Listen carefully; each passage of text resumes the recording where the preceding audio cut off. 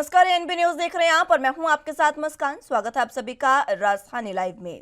दिल्ली आबकारी नीति धन संशोधन मामले में मंगलवार को कई जगहों पर प्रवर्तन निदेशालय की छापेमारी की कुछ घंटे बाद उप मुख्यमंत्री मनीष सिसोदिया ने कहा कि उनके पास छिपाने के लिए कुछ भी नहीं है और उन्होंने अपना काम ईमानदारी से किया है।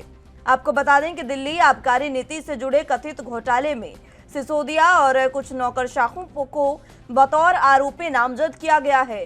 हालांकि ये नीति अब वापस ले ली गई है। गौर हो कि दिल्ली के शिक्षा विभाग का भी प्रभार संभाल रखे सिसोदिया ने यह कहा कि अगर ईडी अधिकारी उनके यहां आते हैं तो उन्हें बस विद्यालयों के मानचित्र मिलेंगे।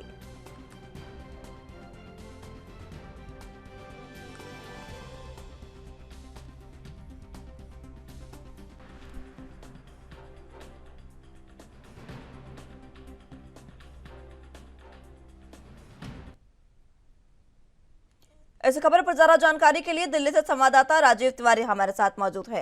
राजीव, फिलहाल बात करें अगर मनीष सिसोदिया की, तो उन पर लगातार कार्रवाई जारी है और कल भी अब इस पूरे मसले पर ईडी की एंट्री हुई, जिसमें 30 जगहों पर ईडी ने छापेमारी की है। देखिए, बिल्कुल सही कहा आपने। यहाँ पर बात करें कहीं ना कहीं जो सीबीआई की जो कार्रवाई थी वो पहले मनीष सिसोदिया के ऊपर देखने को मिली और यहाँ तक कि उनके जो बैंक का लॉकर थे वो उनको भी कहीं ना कहीं चेक किया गया, उनको घर को भी चेक किया गया। यहाँ तक कि उनका जो मोबाइल फोन है या फिर कहें लैपटॉप है या फिर कंप्यूटर है वो भी उनके सीबीआई के पास है। मगर सीबीआई के द्वारा अब एक फाइल जो है वो अब ईडी के पास भी जा चुकी है, यानी कि ईडी का भी रोल इसमें स्टार्ट हो चुका है। और कल भी जिस तरीके से देखने को मिला कि लगभग ईडी की तरफ से 30 जगहों पर छापेमारी की गई। यहाँ पर मनीष सिसोदिया के अलावा जो एफआईआर के अंदर और 11 नाम थे और शराब कंपनियों के नाम थे, अब उनके ठिकानों पर भी ईडी जो है वो अपनी कार्रवाई करते हुए नजर आ रहा है। और लगातार कहीं ना कहीं जैसे ही ईडी की कार्रवाई कल स्टार्ट हुई थी तो उसके बाद में ही मनीष सिसोदिया के कुछ घंटे बाद ही मनीष सिसोदिया ने बिल्कुल स्पष्ट कर दिया कि वो उन्होंने उनके घर से कुछ भी नहीं मिला था। और यहाँ तक कि जो उन्होंने कार्य किए हैं, स्कूलों को बनाया है, स्वास्थ्य बेहतर विभाग को कहीं ना कहीं बेहतर किया है, स्कूलों को और ज्यादा बेहतर करने की कोशिश की जा रही है, उनके पास ऐसा कुछ भी नहीं है जिसके जो छुपाया जा सके। मगर यहाँ पर जिस तरीके से कसते आबकारी नीति को लेकर बड़ा घोटाला होने की आशंका जताई जा रही है और ईडी और सीबीआई जो है वो अपनी तरफ से कार्य करती नजर आ रही है, तो उससे तो कहीं ना कहीं आम आदमी पार्टी की मुश्किलें जरूर बनती नजर आ रही है। और कल भी सारे दिन इसी तरीके के जो आरोप प्रत्यारोप थे जो देखने को मिले आम आदमी पार्टी की तरफ से, लगातार संजय सिंह की बात करें या फिर मनीष सिसोदिया की बात करें या फिर और नेताओं की बात करें, सबने ही कहीं ना कहीं केंद्र सरकार के ऊपर निशाना साधा। और यहां तक कि यह भी कहा गया कि केंद्र सरकार जो है वो जांच एजेंसियों का मिस यूज कर रही है, इस्तेमाल किया जा रहा है और कहीं ना कहीं आम आदमी पार्टी को तोड़ने की कोशिश की जा रही है। जी, आम आदमी पार्टी को तोड़ने की कोशिश यहाँ पर हो रही है, ये आम आदमी पार्टी आरोप लगा रही है। लेकिन इसी बीच अगर ईडी की वापस से बात करें तो ईडी जिस तरीके से कार्रवाई कल करके गई है, क्या अभी भी कार्रवाई जारी है और क्या अभी कोई ईडी को कुछ खास कल जो 30 जगहों पर छापेमारी हुई उसमें कुछ मिला? देखिए, बिल्कुल सही कहा आपने। यहाँ पर बात करें ईडी के द्वारा कल जो 30 जगहों पर छापेमारी की गई थी, दिल्ली के अलावा और राज्यों के अंदर भी छापेमारी की गई थी, उससे कहीं ना कहीं ईडी की कार्रवाई जो है वो बढ़ती हुई आगे नजर आ रही है। यहाँ पर बात करें शराब कंपनियों की, तो शराब कंपनियों को या फिर शराब के जो ठेके थे उसको किस तरीके से दिया गया, इसमें भी जांच की जाएगी कि शराब के ठेके जो है वो कितने पैसे में दिए गए थे, किसके द्वारा दिए गए थे, किस कंपनी को दिए गए थे। ये सारी जानकारी जो है वो ईडी और सीबीआई जो है वो जुटाता हुआ नजर आएगा। मगर अब जिस तरीके से लगातार जो कार्रवाई होती नजर आ रही है उससे तो लगता है कि आने वाले दिनों के अंदर काफी और जगहों पर भी और कुछ नाम ऐसे भी हो सकते हैं जिनको बड़े नाम बताए जा रहे हैं कि बड़े नामों पर भी ईडी जो है वो अपनी कार्रवाई करता हुआ नजर आएगा। मगर यहाँ पर आबकारी नीति को लेकर जिस तरीके से आम आदमी पार्टी के ऊपर आरोप लगते नजर आ रहे हैं कि बड़ा घोटाला किया गया, मगर आम आदमी पार्टी की तरफ से भी कहीं ना कहीं भाजपा के ऊपर आरोप लगाए जा रहे हैं कि दिल्ली सरकार को या फिर दिल्ली को तोड़ने की कोशिश की जा रही है। यहाँ तक कि उनके विधायकों को खरीदने के लिए भी कोशिश की गई और यहाँ तक कि आबकारी नीति को लेकर अब मनीष सिसोदिया को जेल भेजने की कोशिश की जा रही है। मगर यहाँ पर आम आदमी पार्टी की तरफ से भी लगातार कहीं ना कहीं भाजपा के ऊपर आरोप लगाए जा रहे हैं। भाजपा जो है वो स्टिंग ऑपरेशन को लेकर भी कहीं ना कहीं आम आदमी पार्टी को घेरती नजर आ रही है। मगर दोनों ही तरफों से आरोप प्रत्यारोप जरूर देखने को मिल रहे हैं। जी राजीव, दिल्ली में ईडी की जो कार्रवाई हुई कल, उसमें क्या खास रहा? देखिए बिल्कुल सही कहा आपने। कल जो ईडी की कार्रवाई हुई थी उसके अंदर लगभग कह सकते हैं दिल्ली के अलावा दिल्ली के कई ऐसे ठिकानों पर शराब कंपनियों को बात करें या फिर शराब के ठेके वालों के ऊपर बात करें, कई जगहों पर छापेमारी की गई। मगर अभी तक सीईडी की तरफ से यह स्पष्ट नहीं किया गया कि उनके पास क्या मिला है। मगर ये जरूर जानकारी मिल पा रही है, कुछ बड़े सबूत जरूर मिले हैं। मगर देखना होगा वो बड़े सबूत कौन से हैं और केंद्र सरकार उनका खुलासा करती है या फिर ईडी की तरफ से उनका खुलासा किया जाएगा, ये तो आने वाला समय ही बता पाएगा। मगर यहाँ पर जिस तरीके से लगातार भाजपा की तरफ से जो आरोप लगाए जा रहे हैं कि आम आदमी पार्टी जो है वो भ्रष्ट सरकार है और जनता के लिए कुछ नहीं किया गया, सिर्फ राजीव, ईडी ने युवाओं जो को कार्रवाई शराब के की नशे उसमें के अगर अंदर। बात करें तो लगातार जिस तरीके से कार्रवाई मनीष सिसोदिया पर जारी है उसको लेकर अब ईडी भी इसमें एंट्री कर रही है अपनी, और ईडी ने 30 जगहों पर छापेमारी की है। कौन कौन इस छापेमारी में शामिल रखे, किन किन की आवाज पर छापेमारी हुई, कहां कहां छापेमारी हुई? यहाँ पर बात करें दिल्ली के अंदर जो ईडी की कार्रवाई देखने को मिली, मनीष सिसोदिया को बेशक पहले सीबीआई की कार्रवाई हो चुकी है मगर उनके घर से कुछ भी नहीं मिला था, ये जरूर मनीष सिसोदिया ने कहा। मगर ईडी की अब एंट्री हो चुकी है, ईडी के द्वारा कहीं ना कहीं 30 जगहों पर छापेमारी की गई। और दिल्ली के अंदर की बात करें, जोरबाग की बात करें और कई इलाकों की बात करें तो वहां पर भी कहीं ना कहीं छापेमारी की गई। मगर अभी कुछ ऐसे बड़े सबूत जरूर हासिल हुए हैं, मगर वो कौन से बड़े सबूत है और पैसे का क्या लेन देन है और यहाँ तक कि आबकारी नीति को लेकर कितने बड़े घोटाले होने की आशंका है, वो अभी ईडी के हाथ में है। मगर ईडी की तरफ से ये भी सूत्र के सबसे जानकारी मिल पाती है कि ईडी जो है वो आने वाले दिनों के अंदर और जगहों पर भी छापेमारी कर सकती है और जहां तक कि मनीष सिसोदिया के ऊपर भी कहीं ना कहीं दोबारा से पूछताछ की जा सकती है। मनीष सिसोदिया से दोबारा पूछताछ की जा सकती है, लेकिन सिसोदिया कह रहे हैं कि उनके पास कुछ नहीं मिलेगा। इसमें अब आप कोई नया बयान सिसोदिया का सामने आया?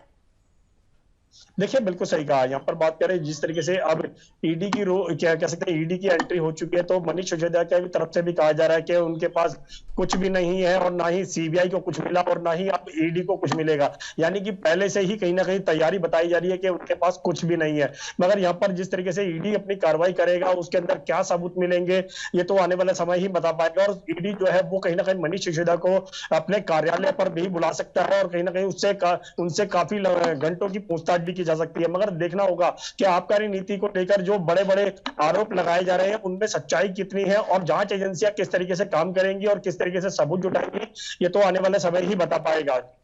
मनी लॉन्ड्रिंग का केस अब ईडी ने दर्ज किया है मनीष सिसोदिया पर, और ईडी के जो केस दर्ज हुआ है उसमें जो शुरुआती कुछ लोग हैं उनके जगहों पर छापेमारी हुई है।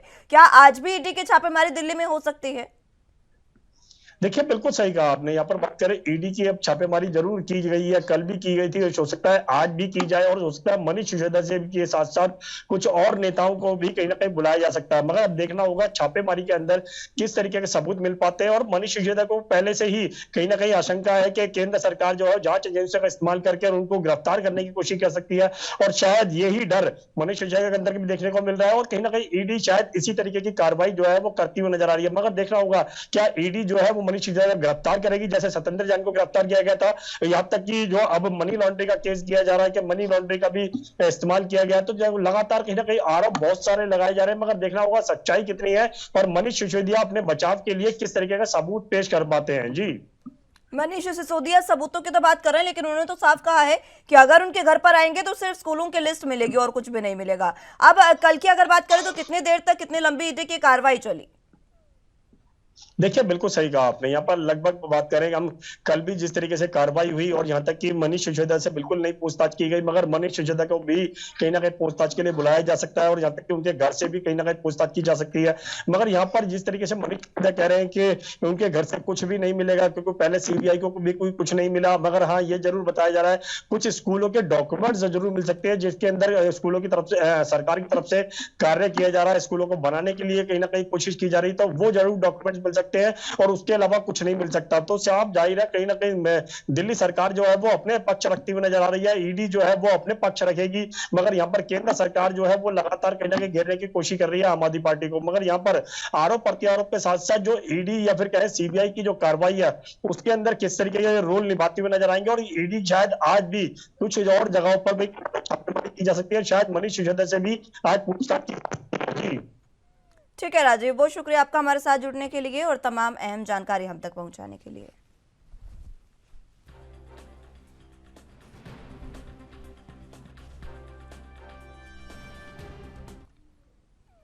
एनफोर्समेंट डायरेक्टोरेट के रडार पर पंजाब के अफसर भी अब आ गए हैं। ईडी ने मंगलवार को पंजाब एक्साइज विभाग के जॉइंट कमिश्नर नरेश दुबे के घर पर रेड की। उनके पंचकुला के सेक्टर 8 स्थित घर में यह रेड की गई, जहां कई घंटों तक दस्तावेज खंगाले गए। करीब 8 घंटे से ईडी घर में मौजूद रिकॉर्ड खंगालती रही। हालांकि अभी ईडी की तरफ से इस मामले में कोई बयान नहीं दिया गया। दिल्ली शराब नीति को लेकर ईडी ने देश भर में 30 से ज्यादा ठिकानों पर छापेमारी की है। ईडी की यह छापेमारी तब हुई जबकि 7 और 8 सितंबर को दिल्ली के सीएम अरविंद केजरीवाल और पंजाब के सीएम भगवंत मान हरियाणा के हिसार में विभिन्न कार्यक्रमों में शामिल होंगे। ईडी की कार्रवाई को एक्साइज पॉलिसी से जुड़ा मामला बताया जा रहा है।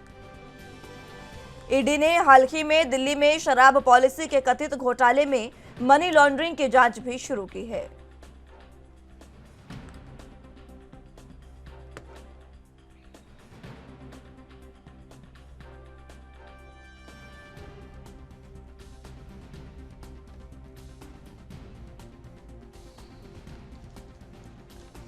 तो दिल्ली के साथ साथ अब पंजाब में भी ईडी की कार्रवाई शुरू हो चली है। आपको बता दें कि पंजाब में भी कई अफसरों के यहां छापेमारी की गई। दिल्ली समेत 30 जगहों पर छापेमारी की गई थी। 29 में से पंजाब भी एक रहा, जहां पर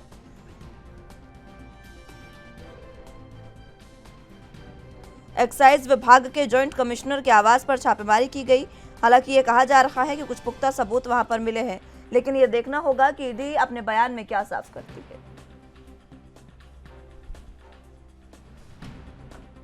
जरा जानकारी के लिए चंडीगढ़ से संवाददाता अमित कुमार हमारे साथ मौजूद हैं। अमित, फिलहाल दिल्ली में आम आदमी पार्टी पर जो एक कह सकते हैं कि केस एक जो चल रहा है, उसकी अब आग कहीं ना कहीं पंजाब में भी आ चली है। जिस तरीके से मनीष सिसोदिया को गिरफ्तार करने की कोशिश हो रही है, जो आम आदमी पार्टी आरोप लगा रही है, अब इसी कड़ी में पंजाब में भी ईडी की छापेमारी हुई। क्या कुछ अहम जानकारी?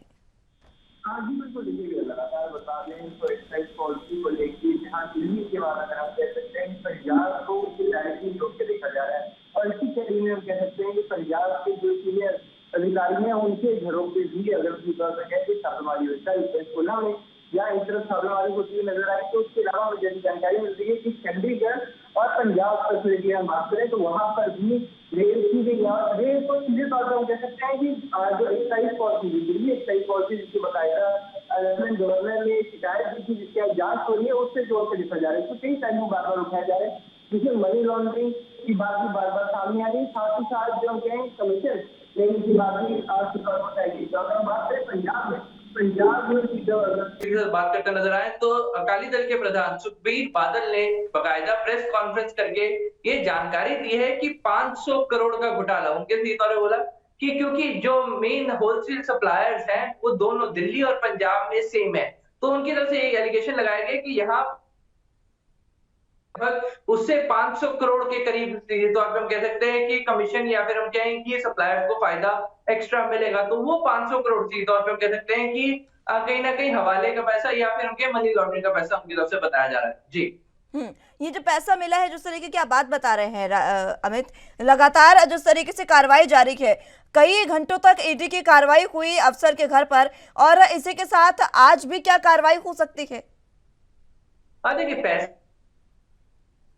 ये बात अकाली दल की तरफ से कही जा रही है कि जो पॉलिसी लाई जा रही है, जो एक्साइज पॉलिसी लाई जा रही है, इससे लगभग 1000 करोड़ का सीधे तौर पे हम कह सकते हैं कि होलसेलर्स को फायदा होगा, क्योंकि बहुत ही लिमिटेड होलसेलर्स है, या फिर कहें कि सिर्फ 2 कंपनीज को होलसेल की इजाजत दी गई है, जैसे कि अकाली दल का कहना है। तो उस 2 कंपनियों को सारा कॉन्ट्रैक्ट देने से ये हो गया कि लगभग 1000 करोड़ से ज्यादा का फायदा उन्हें दिया जाएगा। और उस 1000 करोड़ में ये बात कही जा रही है कि 500 करोड़ वो होने वाला है जो कमीशन के तौर पे अगर हम कहें कि आम आदमी सरकार को दिया जा रहा है। पर इसको 2 पहलुओं की तरफ से देखा जा सकता है, जहां पे हम कह सकते हैं कि जो ये रेड बाकायदा की जा रही है, जो ईडी की तरफ से रेड की गई है, तो उनकी तरफ से ये बात बार बार की जांच की जा रही है। अभी तक कोई ऑफिशियल स्टेटमेंट उनकी तरफ से नहीं आया, पर क्योंकि मनी लॉन्ड्रिंग का मामला है, बाकायदा एलिगेशन चाहिए, क्योंकि चाहे मैं कांग्रेस की बात करूं पंजाब में, चाहे अकाली दल की बात करूं, हर किसी से अगर हम कहें पंजाब के राज्यपाल बनवारी लाल को ये शिकायत दी गई थी, उनसे अपील की गई थी कि ईडी से इस पूरे मसले की जांच करवाई जाए कि आखिर क्या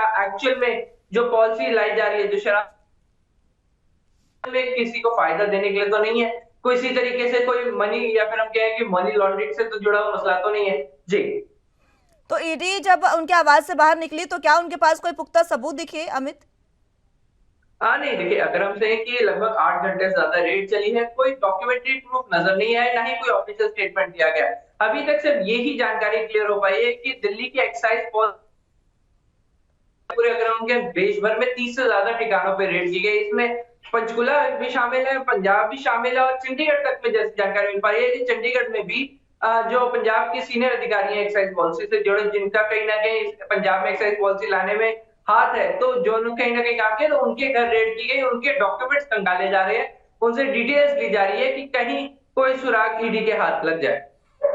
आज ईडी की कार्रवाई क्या हो सकती है और जिस तरीके से ये कार्रवाई लगातार जारी है, इसको लेकर क्या पंजाब सरकार का कोई बयान सामने आया?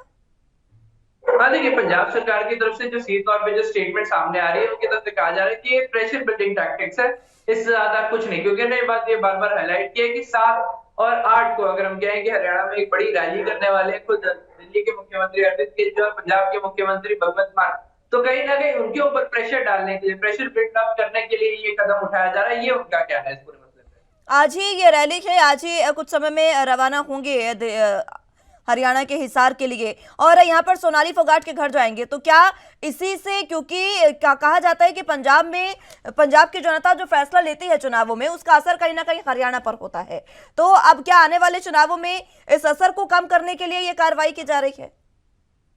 हाँ देखिए, कहीं ना कहीं हम कह सकते हैं कि जो दिल्ली का एग्जाम्पल सेट हो चुका है, दिल्ली का मॉडल हम कह सकते हैं पंजाब में लागू होने का, पंजाब एक मेजर एग्जाम्पल आम आदमी पार्टी के लिए बन चुका है और ये हर कोई समझता है। तो यही इस चीज का इन्फ्लुएंस आगे, क्योंकि आम आदमी पार्टी चाहती है कि जो पंजाब मॉडल में आए हैं, जो पंजाब में हमारी सरकार बनी है, उसको बार बार हाईलाइट किया जाए। इसी के लिए आप देख सकते हैं कि भगवंत मान हिमाचल भी जाते हुए नजर आ रहे हैं, गुजरात भी गए हैं और अब जल्दी, क्योंकि हरियाणा में 2024 में है, तो उसको भी ध्यान में रखते हुए हरियाणा में भी ऑफकोर्स जा रहे हैं। तो कहीं ना कहीं आम आदमी पार्टी अपना इन्फ्लुएंस इंक्रीज कर रही है। आम आदमी पार्टी अपने आप को धीरे धीरे, अगर हम कहें कि दिल्ली से बाहर निकाल के पंजाब में पहुंची है, पंजाब से और ज्यादा खुद को एक्सपैंड करना चाहते हैं, पंजाब का मॉडल रिप्रेजेंट करके वो अपने आप को हरियाणा, हिमाचल, गुजरात, जहां जहां पे पॉसिबल हो सकते हैं, जहां जहां तक वो अपनी रीच ले आ सकते हैं, वो लेके जाना चाहते हैं। तो ये चीज एक एग्जाम्पल है। पर अगर कोई चीज गलत निकलती है, देखिए यहाँ पे सीधा आम आदमी पार्टी का मोटो, अगर हम देखें, आम आदमी पार्टी वर्किंग है दिल्ली मॉडल। अगर दिल्ली मॉडल गलत निकलता है, पंजाब मॉडल गलत निकलता है, अगर में करप्शन, मेजर करप्शन निकलती है, तब इनको आगे जाके इलेक्शन में हिट होगी। इलेक्शन में सीधा तौर पे कि अगर आम आदमी पार्टी अपनी फ्री इमेज के कारण जानी जाती है कि हम करप्शन फ्री हैं, सख्त कार्रवाई करते हैं, जितना हो सके लोगों के लिए भला करते हैं, तो वो चीज, अगर वो इमेज हिट होती है तो आगे चल के आम आदमी पार्टी को दिक्कत आ सकती है। तो इसलिए आम आदमी पार्टी की तरफ से यही चीज बार बार दोहराई जा रही है कि प्रेशर बिल्डिंग टैक्टिक्स है, कि हम पे प्रेशर डाल के हम पर वो ऐसा कुछ नहीं होने देंगे। प्रेशर डालने की कोशिश की जा रही है, लेकिन फिर भी अगर ईडी की एक बार फिर से बात करें तो ईडी की कार्रवाई में हालांकि कुछ खास मिला नहीं है और अभी तक कोई आधिकारिक बयान भी नहीं दिया गया है। 30 जगहों पर यह छापेमारी हुई जिसमें दिल्ली में शामिल था, दिल्ली में भी कुछ खास नहीं मिला और कोई ऐसा बयान नहीं दिया गया है। तो क्या ये समझा जाए कि एक तरीके से इनडायरेक्टली एक क्लीन चिट मिली है उन्हें? देखिए, ऐसे हम एग्जैक्टली नहीं कह सकते क्लीन चिट मिली है। देखिए, ईडी ऑफ कोर्स डिस्क्लोज नहीं कर रही कि अगर आप ईडी को कुछ मिला भी है, कोई डॉक्यूमेंट्री प्रूफ या, देखिए मेन डॉक्यूमेंट्स की छानबीन की जा रही है कि क्या एक्चुअल में कोई लूपहोल छोड़ा गया, कोई पॉइंट ऑफ व्यू देखते हैं। देखिए ये एक लॉन्ग टर्म, देखिए एक्साइज पॉलिसी जब भी कोई स्टेट लाता है तो वो लंबे टर्म के लिए लाती है, वो वन टाइम थिंग नहीं होता है। तो उस चीज को लेके हर एक डॉक्यूमेंट की जांच की जा रही है, हर एक पहलू, हर एक लूपहोल देखा जा रहा है कि कहीं इनडायरेक्टली, डायरेक्टली किसी को फायदा देने की कोशिश तो नहीं की जा रही, कहीं से पैसे का सोर्स तो नहीं है, किसी कोई लीकेज तो नहीं है, कहीं पैसा ट्रांसफर करने का कोई ऑप्शन तो नहीं है। वो सब चीज एक एक करके जांच की जा रही है। उसके लिए फर्स्ट डॉक्यूमेंट्स कन्फिस्केट किए गए हैं और धीरे धीरे इसकी जांच होगी। तो अगर हम कहें कि एग्जैक्टली क्लीन चिट तो नहीं कह सकते, जब तक रेड चल रही है, जब तक रेड खत्म नहीं होती, जब तक कि खुद ईडी की तरफ से स्टेटमेंट नहीं आती कि उनकी तरफ से इन्वेस्टिगेशन पूरी होगी, तब तक क्लीन चिट देना पॉसिबल नहीं होगा। पर अनऑफिशियली भी हम नहीं कह सकते क्लीन चिट होगी, क्योंकि अभी भी कार्रवाई चल रही है। ईडी ने कुछ डॉक्यूमेंट जब्त किए हैं, ये चीज क्लियर है, उनके पास डॉक्यूमेंट्स आए, तो अगर वो डॉक्यूमेंट सीज किए गए तो ऑफकोर्स उनको लगता होगा कि इन डॉक्यूमेंट्स में कोई चीज या कोई जानकारी है। तो उन सभी पहलुओं को देखते हुए अब ये देखना होगा कि डॉक्यूमेंट्स को लेके ऑफिशियल स्टेटमेंट कब आता है। देखिए जब ऑफिशियल स्टेटमेंट बाहर आएगा तभी कुछ हमें एग्जैक्टली क्लियर हो पाएगा कि क्या ईडी ढूंढ रही थी और क्या उन्हें कुछ मिला है या नहीं उस इस पर। एक्साइज पॉलिसी को लेकर लगातार विरोध बीजेपी भी करती आ रही है और जिस तरीके से आपने बताया पंजाब में अकाली दल कांग्रेस तमाम लोग इसका विरोध कर रहे हैं, इसी को लेकर ये कार्रवाई की जा रही है। और जिस तरीके से आपने भी बताया कि अकाली दल के नेता हैं जो राज्यपाल से मिले और उन्होंने एक उनके सामने सिफारिश की कि इस पर कार्रवाई ईडी की होनी चाहिए, तो अब क्या उनकी तरफ से कोई बयान सामने आया है? हाँ देखिए, क्योंकि कल कार्रवाई हुई है उसके बाद हम कह सकते हैं कि सुखबीर बादल की तरफ से कल कोई ऑफिशियल स्टेटमेंट नहीं दिया गया। कल हम सुखबीर बादल से मिले थे, पर कल खुद उन्हें अगर हम कहें कि बेबलकला गोलीकांड के चलते उन्हें खुद अगर हम कहें कि एसआईटी के सामने बुलाया गया तो सारा दिन वो एसआईटी के साथ थे, तो उनकी तरफ से अभी तक कोई ऑफिशियल स्टेटमेंट हमारे पास नहीं आया है। उम्मीद है कि आज, क्योंकि देखिए कल कार्रवाई चल रही थी और आज शायद वो भी वेट कर रहे हैं कि अगर कोई डॉक्यूमेंट्री प्रूफ या कुछ सामने आता है तो उसके बाद वो कोई इसके ऊपर स्टेटमेंट देंगे। ठीक है राजीव, बहुत शुक्रिया आपका हमारे माफ कीजिएगा अमित, बहुत शुक्रिया आपका हमारे साथ जुड़ने के लिए और तमाम अहम जानकारी हम तक पहुंचाने के लिए।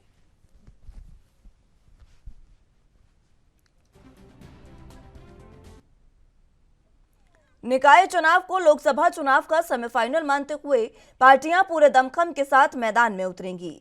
इसे लेकर बीजेपी के प्रदेश अध्यक्ष भूपेंद्र सिंह चौधरी, प्रदेश प्रभारी राधा मोहन सिंह और महामंत्री संगठन धर्मपाल सिंह ने पार्टी के जिलाध्यक्षों, जिला प्रभारियों और निकाय चुनाव के संयोजकों के साथ वर्चुअल बैठक कर चुनाव का रोड मैप तैयार किया है।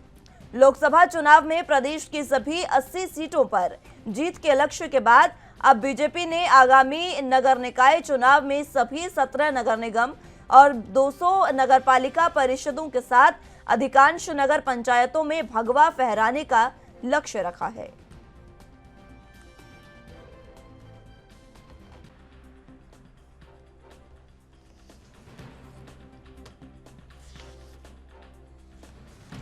तो आपको बता दें कि निकाय चुनाव उत्तर प्रदेश में होने वाले हैं, जिनको लोकसभा चुनावों का सेमीफाइनल समझा जा रहा है और इसी को लेकर सभी पार्टियां अपने पूरे दमखम के साथ चुनावों में उतरने की कोशिश करती नजर आ रही है। यही कारण है कि बीजेपी की ओर से भी यह अहम मीटिंग जो है वो रखी गई, वर्चुअल बैठक की गई और सभी आपको बता दें कि जिला प्रभारियों और तमाम लोगों के साथ ये बैठक की गई है। भूपेंद्र सिंह चौधरी, प्रदेश प्रभारी राधा मोहन सिंह, महामंत्री संगठन धर्मपाल ने पार्टी के जिलाध्यक्षों, जिला प्रभारियों और निकाय चुनाव के संयोजकों के साथ वर्चुअल बैठक की थी।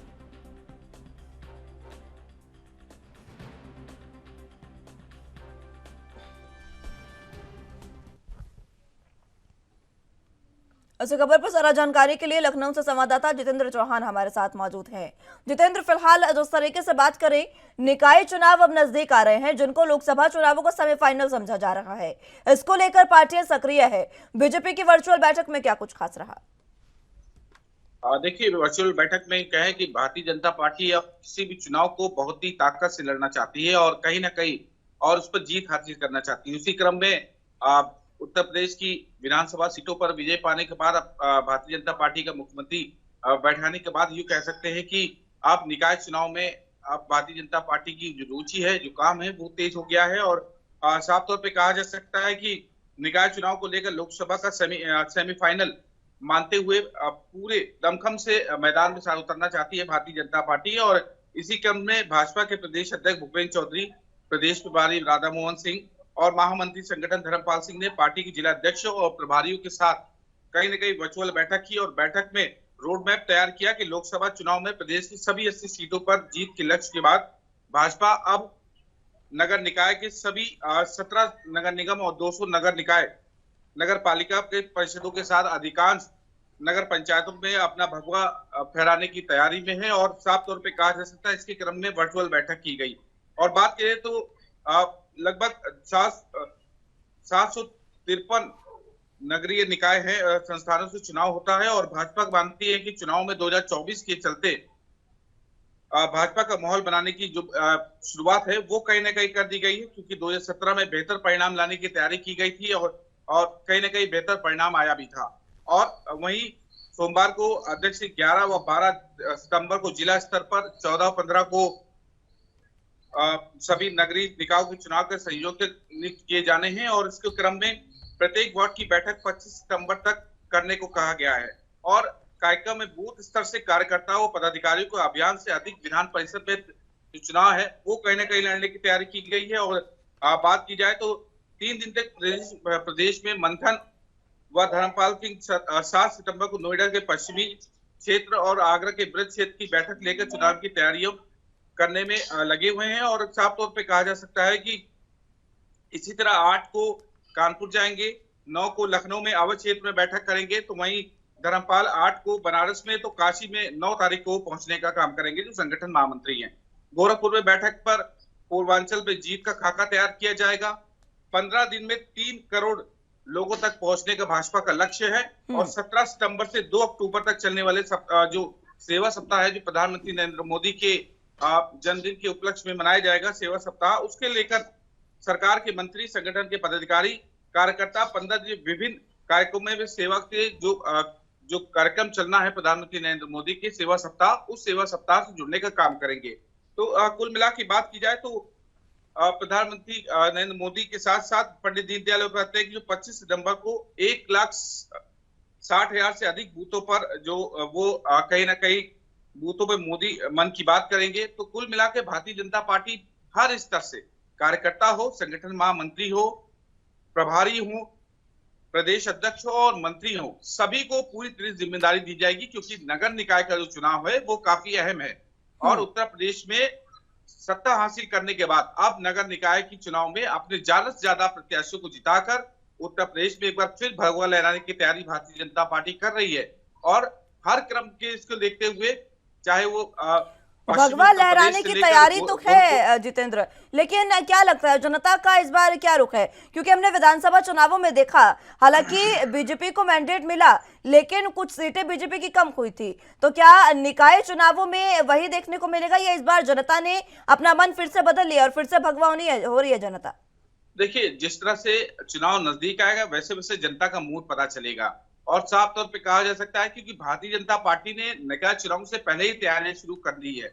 और कहीं ना कहीं पंडित दीनदयाल उपाध्याय के जन्मदिन के चलते पूरी तरह से जनता तक पहुंचने की कोशिश की जा रही है कि कैसे जनता तक पहुंचा जाए, चाहे गोरखपुर हो, कानपुर मंडल हो, लखनऊ हो, हर स्तर पर हर पदाधिकारियों की जिम्मेदारी दी गई है। और जनता का क्या मूड है नगर निकाय चुनाव के पास ही पता चलेगा। लेकिन ये जो कहा सकता है कि विधानसभा चुनाव में जिस तरह से समाजवादी पार्टी ने सेंधमारी करी और सीटें ज्यादा ले गए, तो जाहिर सी बात है कि जनता का रुख अब किस तरह जाएगा। क्या वाकई विपक्षी की ओर जनता की उम्मीद दिखाई दे रही है या भारतीय जनता पार्टी को एक बार फिर चुनने का कोशिश की जाएगी? लेकिन इसी क्रम में भारतीय जनता पार्टी चाहती है कि हम किसी प्रकार की कोई भी कमी ना छोड़े, जनता के दिल तक जाने के लिए बूथ कार्यकर्ताओं से लेकर जो तमाम पदाधिकारी है वो कहीं ना कहीं जाने की कोशिश कर रहे हैं। और इसी क्रम में सेवा सप्ताह मनाया जाएगा।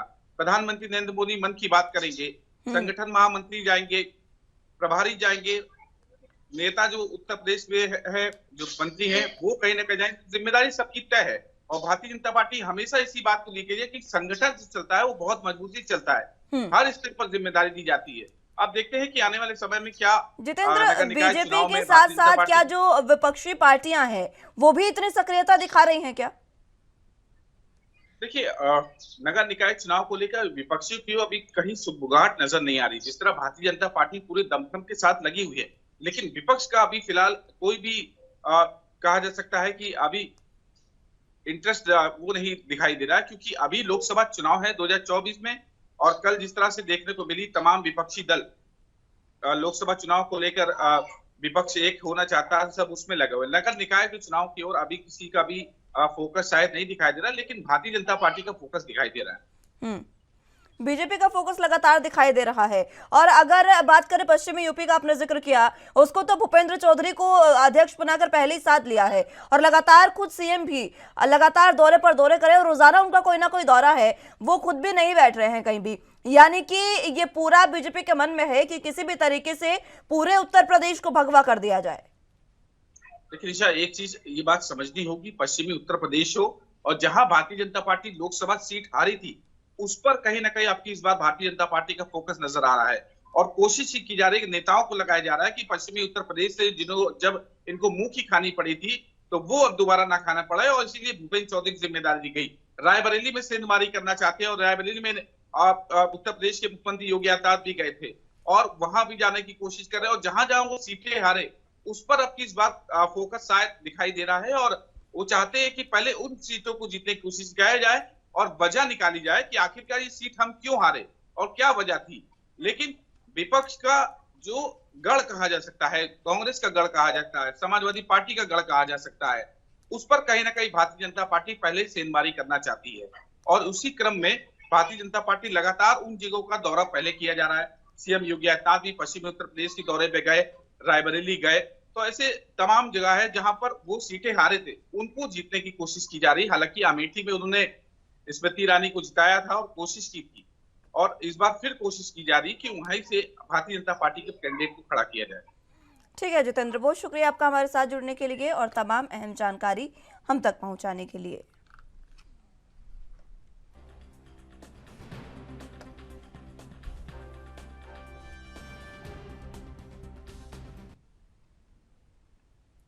हरिद्वार पंचायत चुनाव के लिए कांग्रेस ने जिला पंचायत सदस्यों की 44 सीट में 32 अधिकृत प्रत्याशियों की घोषणा कर दी है, जबकि इससे पहले बीएसपी की लिस्ट भी जारी हो चुकी है। सूत्रों की माने तो बीजेपी की लिस्ट भी बुधवार को यानी आज जारी हो सकती है।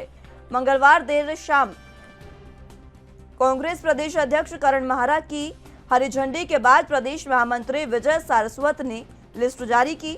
दावेदारों की संख्या को ज्यादा देखते हुए कांग्रेस ने 9 सीटों को खुला छोड़ दिया है।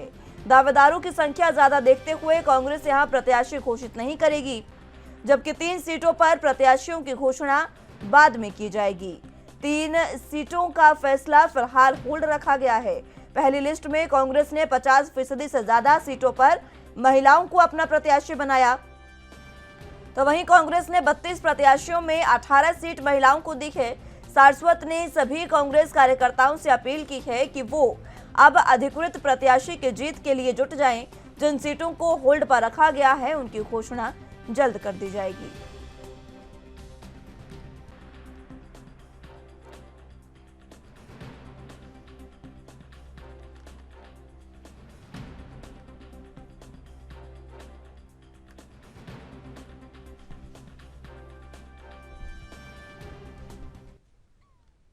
इस खबर पर जरा जानकारी के लिए हरिद्वार से संवाददाता विकास कुमार हमारे साथ मौजूद है।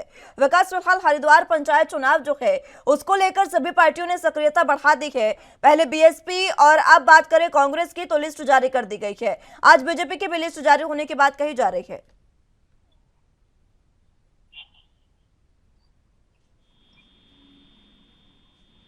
विकास, आवाज मिल पा रही है आपको? जिस तरीके से हरिद्वार में पंचायत चुनाव है उसको लेकर अब सभी पार्टियों ने सक्रियता बढ़ा दी है, क्या कुछ अहम जानकारी?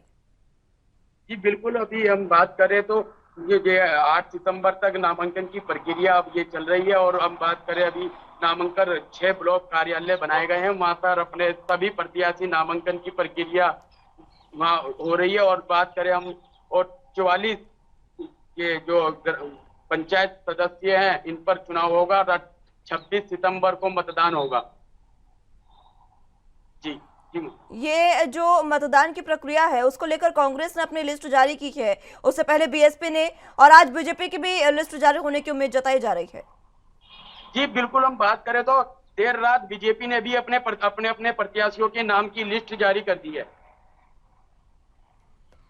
बीजेपी ने भी लिस्ट जारी की है, किस किस को यहाँ पर शामिल किया गया है चुनावों के लिए?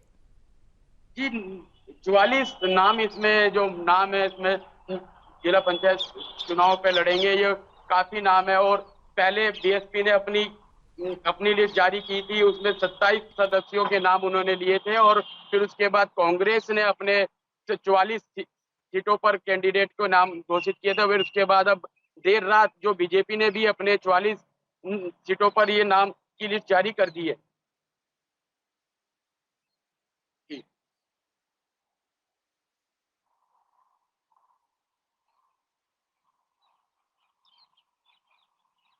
विकास, जिस तरीके से अब लगातार सक्रियता बढ़ा दी गई है सभी पार्टियों ने, कांग्रेस ने यहाँ पर लिस्ट जारी की है और कांग्रेस की लिस्ट में महिलाओं को 50% जगह मिली है।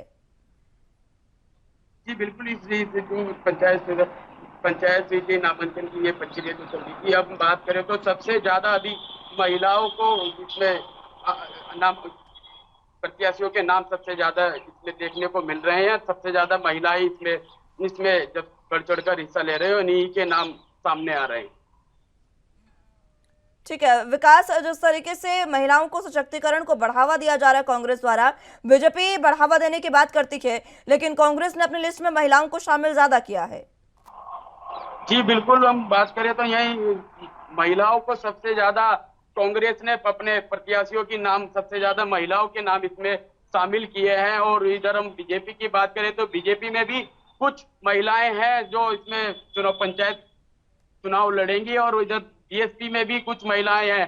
पर लेकिन हम बात करें तो सबसे ज्यादा कांग्रेस ने महिलाओं को पंचायत चुनाव में नाम सबसे ज्यादा घोषित किए हैं। क्या कारण है कि कांग्रेस महिलाओं को लेकर इतनी अग्रसर हो रही है?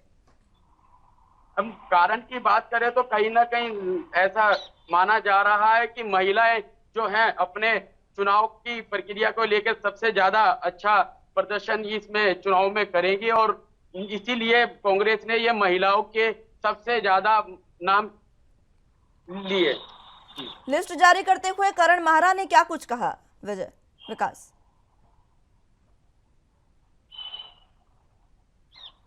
विकास आवाज मिल पा रही है?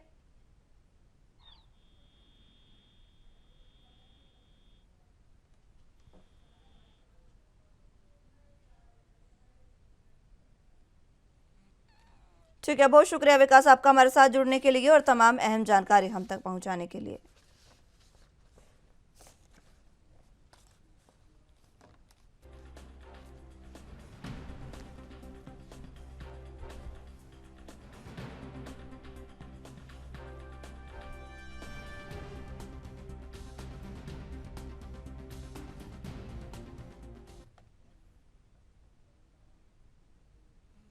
कांग्रेस की प्रदेश इलेक्शन कमेटी के लगभग 40 सीटों पर चुनाव टिकट के लिए सिंगल नाम भेजने के प्रस्ताव ने नेताओं की धकधकी बढ़ा दी है।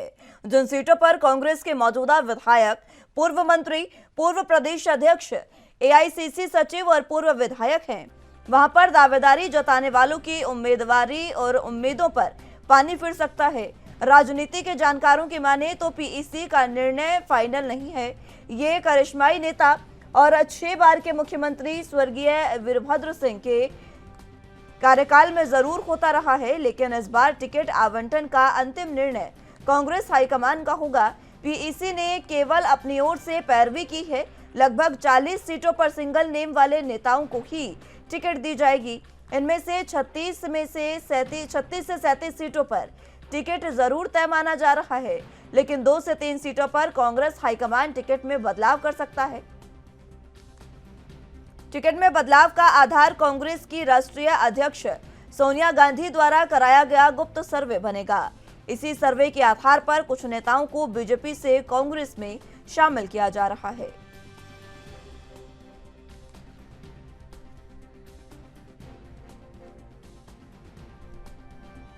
तो कांग्रेस की प्रदेश इलेक्शन कमेटी के लगभग 40 सीटों पर चुनाव टिकट के लिए सिंगल नाम भेजने के प्रस्ताव ने नेताओं की धुकधुकी बढ़ा दी है।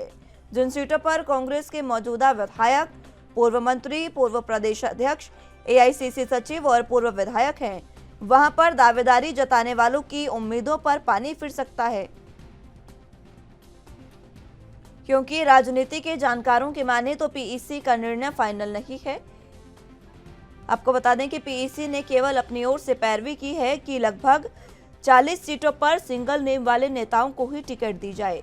इनमें से 36 से 37 सीटों पर टिकट जरूर तय माना जा रहा है, लेकिन 2 से 3 सीटों पर कांग्रेस हाईकमान टिकट में बदलाव कर सकता है। टिकट में बदलाव का आधार कांग्रेस की राष्ट्रीय अध्यक्ष सोनिया गांधी द्वारा कराया गया गुप्त सर्वे होगा। ये गुप्त सर्वे बताएगा कि आखिर कहां पर किस उम्मीदवार की पकड़ ज्यादा है, तो उसी को यहां पर प्रत्याशी बनाया जाएगा। गुप्त सर्वे सोनिया गांधी द्वारा करवाया गया है और इसी गुप्त सर्वे के मद्देनजर कई नेताओं को बीजेपी से कांग्रेस में शामिल करवाया जा रहा है।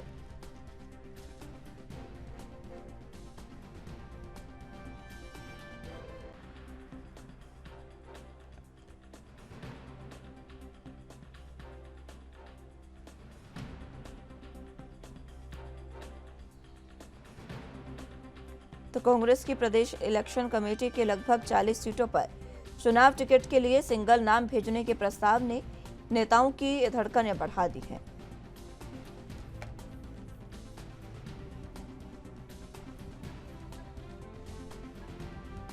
ज्यादा जानकारी के लिए हिमाचल प्रदेश से ब्यूरो चीफ टीना ठाकुर हमारे साथ मौजूद हैं।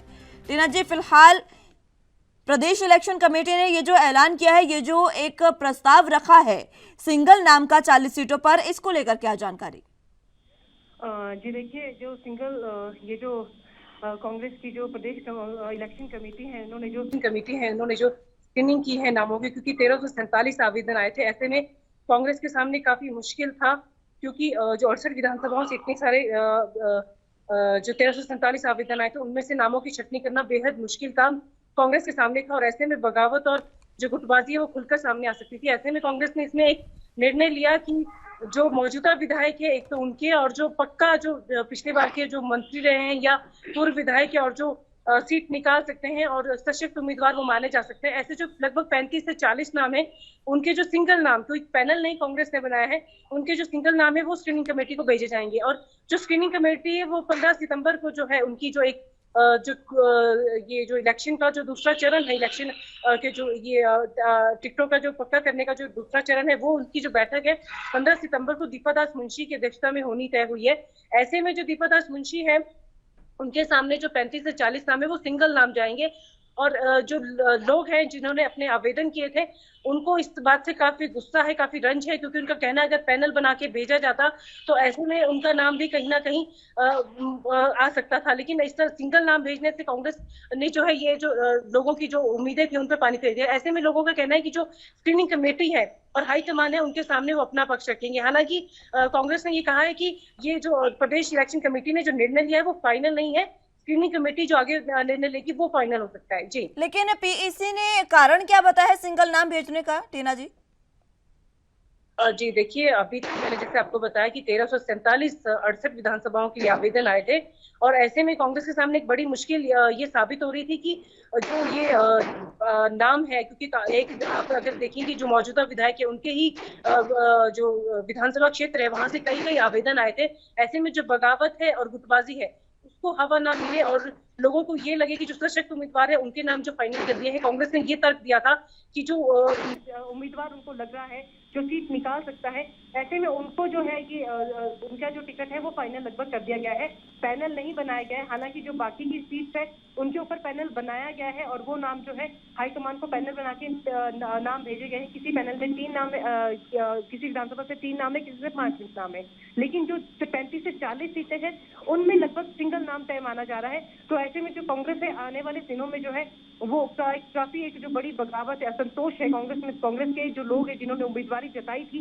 उनमें देखने को मिल रहा है। हालांकि जो आवेदन कांग्रेस ने मंगाए थे निःशुल्क थे, तो ऐसे में जो काफी जो लोग हैं 1347 में काफी लोग ऐसे हैं जो टिकट की जो उम्मीदवारी है वो डिजर्व नहीं करते थे, लेकिन काफी संख्या में जो ऐसे लोगों ने अपनी उम्मीदवारी जताई है। तो कांग्रेस के सामने एक संकट खड़ा हो गया था 1347 नामों की छंटनी करने का।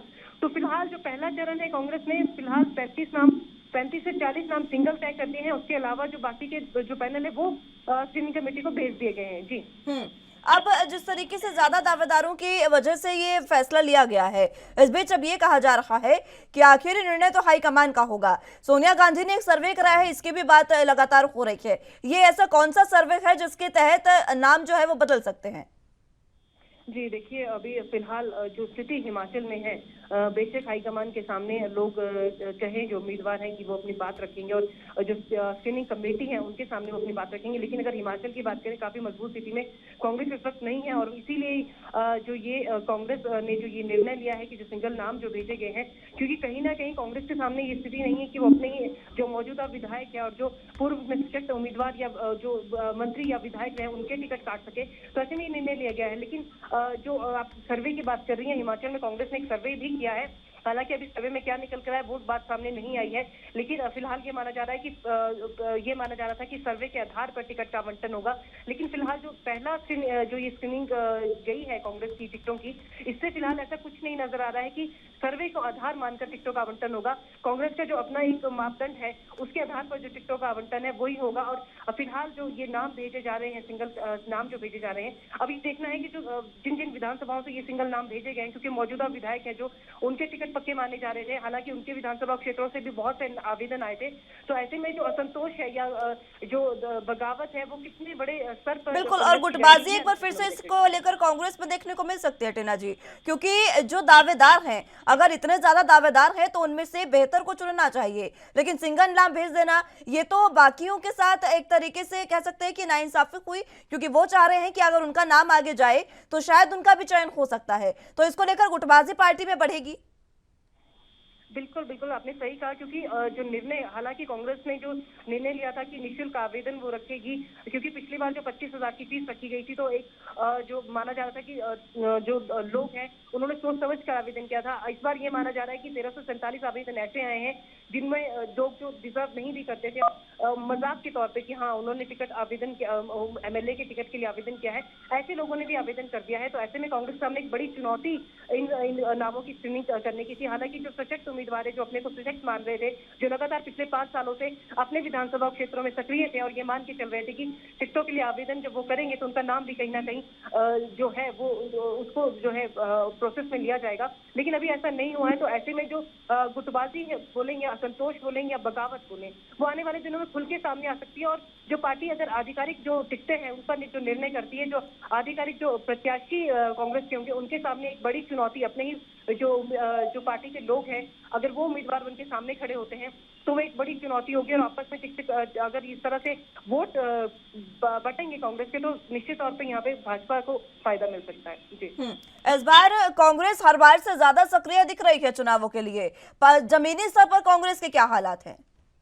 जी देखिए, अभी तक जो कांग्रेस है फिलहाल अपने में ही उलझी हुई है कि जिस तरह से वो टिकटों का आवेदन मंगाया और जिस तरह से स्क्रीनिंग चल रही है। हालांकि कांग्रेस का मानना था कि टिकटों का जो ये जो टिकटों का जो आवंटन है वो अगर वो जल्दी कर देगी तो ऐसे में जो उनके उम्मीदवार है, जो भावी उम्मीदवार है, उनको ज्यादा समय अपने विधानसभा क्षेत्रों में काम करने के लिए मिलेगा और उससे जो है वो सशक्त निकलेंगे। लेकिन अभी जो फिलहाल प्रोसेस चल रही है वो कांग्रेस उसी में उलझी है। धरातल पे कोई भी इतने बड़े स्तर पे कोई सक्रिय नजर नहीं आ रहा, कोई बड़ी रैली या बड़े कोई कार्यकर्ता सम्मेलन या कोई बड़ा आयोजन कांग्रेस की तरफ से देखने को नहीं मिल रहा है। लेकिन कांग्रेस का कहना है कि आने वाले दिनों में उन्होंने भी केंद्रीय जो नेता है उनके जो प्लान है यहाँ पे जो रैलियों का प्लान है वो फाइनल करवा दिया है।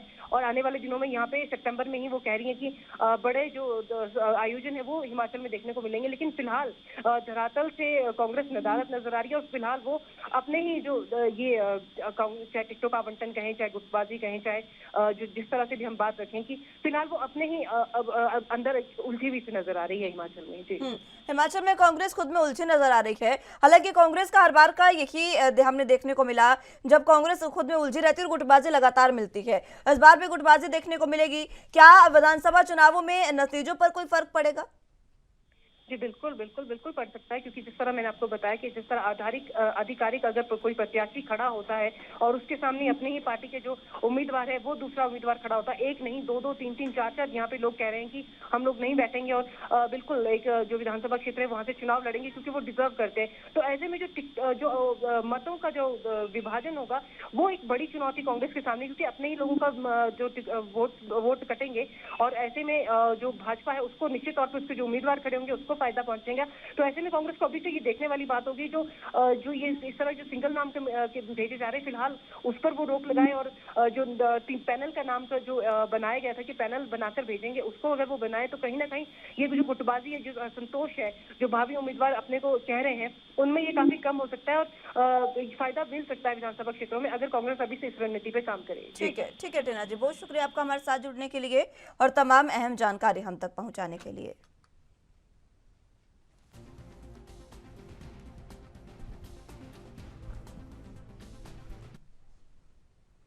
मध्य प्रदेश में उद्धव ठाकरे माफ कीजिएगा महाराष्ट्र में उद्धव ठाकरे और मुख्यमंत्री एकनाथ शिंदे के बीच गृह युद्ध लगातार जारी है।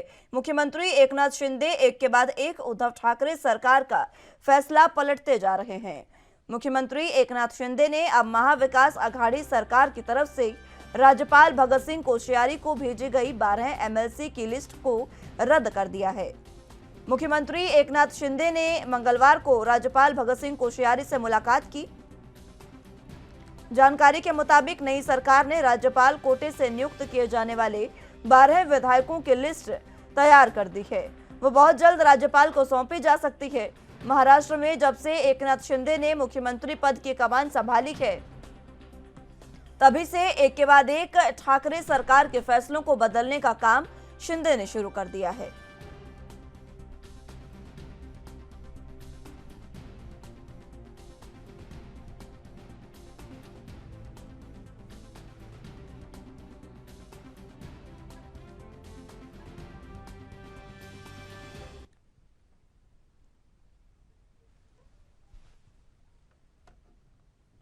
इसी खबर पर ज्यादा जानकारी के लिए मुंबई से संवाददाता सत्यप्रकाश सोनी हमारे साथ मौजूद हैं।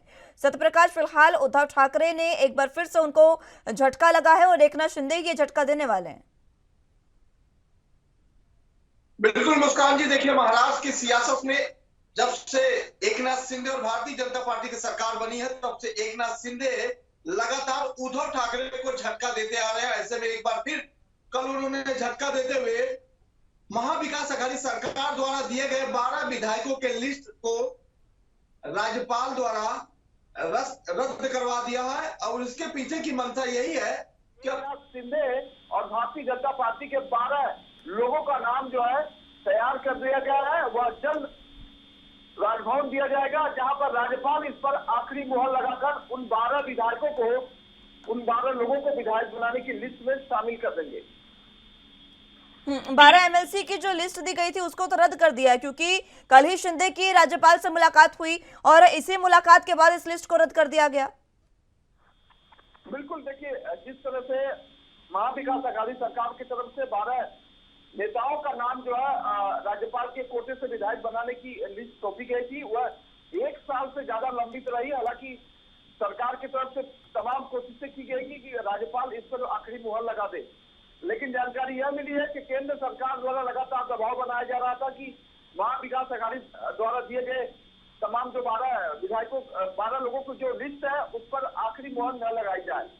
इसको लेकर कल जो है राज्यपाल ने इस पर आखिरी फैसला करते हुए इसे रद्द कर दिया है और एकनाथ शिंदे और भारतीय जनता पार्टी की तरफ से जो विधायकों का नाम तैयार किया गया है वह जल्द राज्यपाल को सौंपा जाएगा, जिसपे एकनाथ शिंदे गुट के प्रवक्ता दीपक केसरकर ने कहा है कि वो जो है इस पूरे मामले में जल्द मुहर लगा सकते हैं।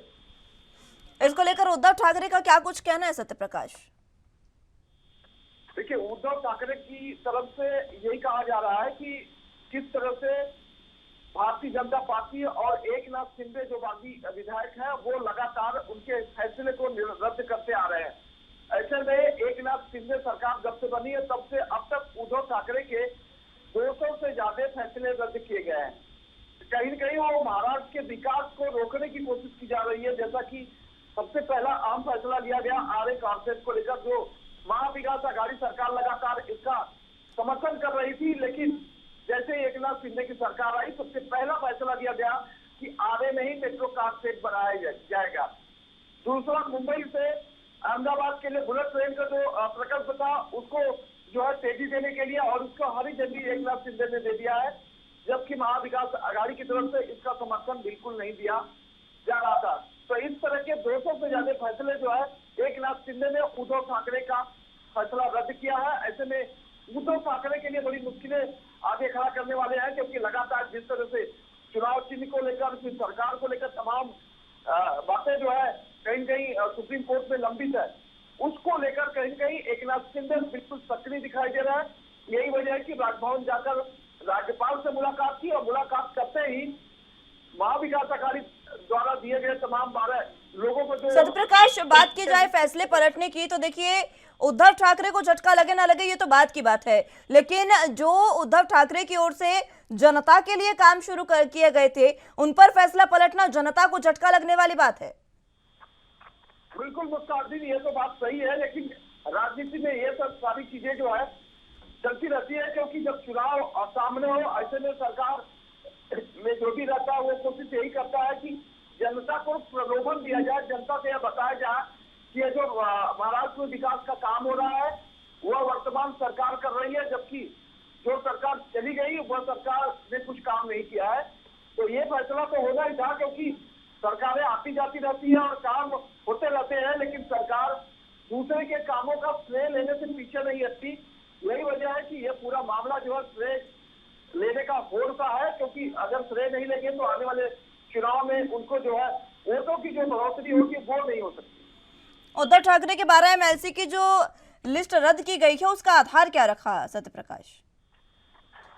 देखिए, कोई आधार नहीं है, लेकिन ये आरटीआई से जानकारी यह मिली है कि उद्धव ठाकरे ने जिन 12 लोगों के नाम जो है एमएलसी बनाने के लिए शामिल किया था राज्यपाल कोटे की तरफ से, उस कोटे को जो है केंद्र सरकार द्वारा लंबित करने का आदेश दिया गया था। यही वजह है कि राज्यपाल इस पर मुहर नहीं लगा रहे थे। हालांकि इस विषय को लेकर उद्धव ठाकरे और उनके गठ के तमाम लोग जो है कई बार मुलाकात भी किए थे, लेकिन राज्यपाल ने इस पर आखिरी मुहर नहीं लगाई, जबकि कल इसे रद्द कर दिया गया। रद्द इसलिए किया गया कि अब सरकार एकनाथ शिंदे और भारतीय जनता पार्टी के है। तो जाहिर तौर पर भारतीय जनता पार्टी के 10 लोगों का नाम और एकनाथ शिंदे के तरफ से 2 लोगों का नाम एमएलसी के लिए शामिल किया गया है, जिसकी लिस्ट बहुत जल्द दीपक केसरकर राज्यपाल को सौंपेंगे और इस पूरे मामले में आखिरी मुहर लगाने की उम्मीद लगाई जा सकती है। कब तक ये लिस्ट सौंपी जा सकती है एकनाथ शिंदे द्वारा? देखिए, अभी तो जो रद्द किया गया है उस पर प्रतिक्रिया किस तरह की आती है यह शायद इंतजार करेंगे, लेकिन जैसे ही इसका उद्धव ठाकरे की तरफ से या अन्य जो विरोधी दल है अगर कुछ प्रतिक्रिया नहीं आती है तो जाहिर तौर पर एकनाथ शिंदे और भारतीय जनता पार्टी की तरफ से यह लिस्ट सौंप दी जाएगी। ठीक है सत्यप्रकाश, अगर बात की जाए उद्धव ठाकरे की तो उनको ये झटका लगातार लगता नजर आ रहा है। बहरहाल बहुत बहुत शुक्रिया आपका हमारे साथ जुड़ने के लिए और तमाम अहम जानकारी हम तक पहुंचाने के लिए।